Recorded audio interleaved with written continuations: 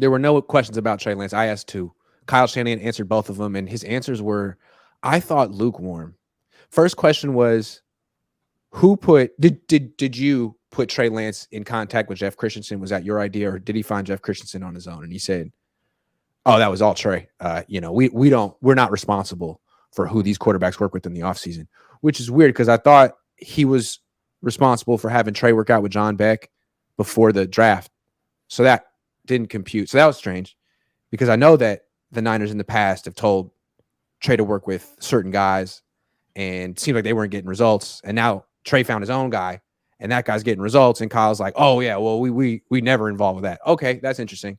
And then the next question was, well, are you pleased with the work that Trey did with Jeff Christensen? Like, do you see a difference? And again, Kyle's like, yeah, the difference is he's healthy. Maybe his footwork a little bit. But frankly, and no disrespect to Jeff Christensen, what he said, but like all these quarterbacks go to these coaches. Like basically downplayed it big time. And the way I looked at it was Jeff Christensen is kind of an opportunist right now. I like Jeff. And he's getting very rich and famous potentially off of Kyle's blunder. He's like, oh, you can't coach Trey Lance. Oh, I can do in 45 days what you couldn't do in 2 years. Mm-hmm. And he's getting results. We all see it in the video. And Kyle's like, man, screw this guy. So I think what he did was basically take a huge public shot at Jeff Christensen. And he didn't have anything nice to say about Trey, which boggles my freaking mind. What did you think about Kyle's answers? Well, for one, I think if I'm a head coach of the 49ers, I am going to recommend somebody for my quarterback to go work with because I'm going to care about his improvement and his development. So off top, I'm definitely going to be recommending somebody. I'm not going to be like, go do whatever you guys want.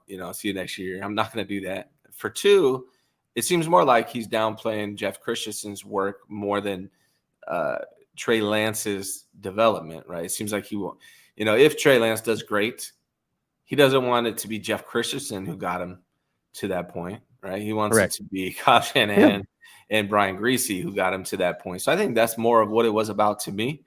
But I think it is, he definitely should be recommending. He should be giving recommendations to all his players. This is what you should do in the offseason. This is who you should go see to work with. That should be part of what you do. I mean, I did it even at the high school level. After the season's over, I give evaluations for all my players, and I tell them where they should go and what they should do. Yeah. And it would be surprising if he's not doing the same thing in the pro level. Kyle likes to think a few moves ahead because he's a play caller. I think he knew where I was going with that. So I was trying to set him up. Like, did you I know he didn't recommend Jeff Christensen. I want to get on the record.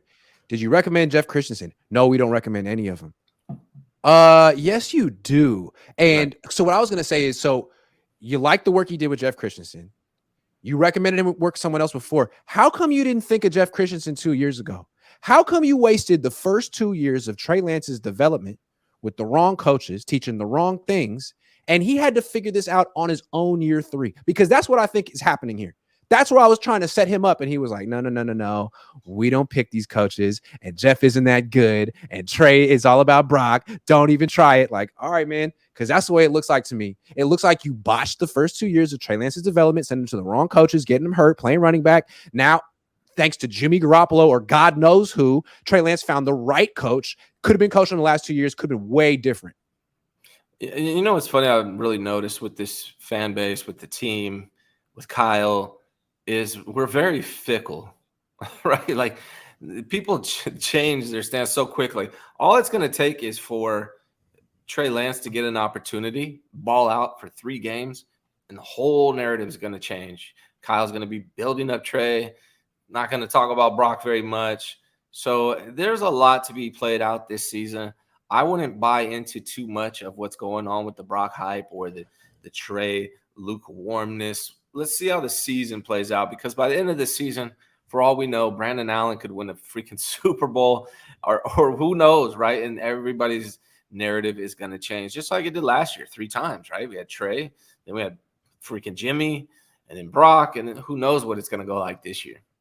I mean, part of me felt when Josh Johnson was on the field in the NFC Championship before he fumbled the snap, part of me felt like, man, Josh Johnson's going to be the guy who wins the Super Bowl this year. It's going to be that year, isn't it? But it wasn't. But I almost thought that. Kyle said that today on that Kawakami thing, that he still thought they were going to win the game when Josh went out there. Well, he did keep calling plays like he thought there was no difference. I mean, it was a very aggressive play calling after that.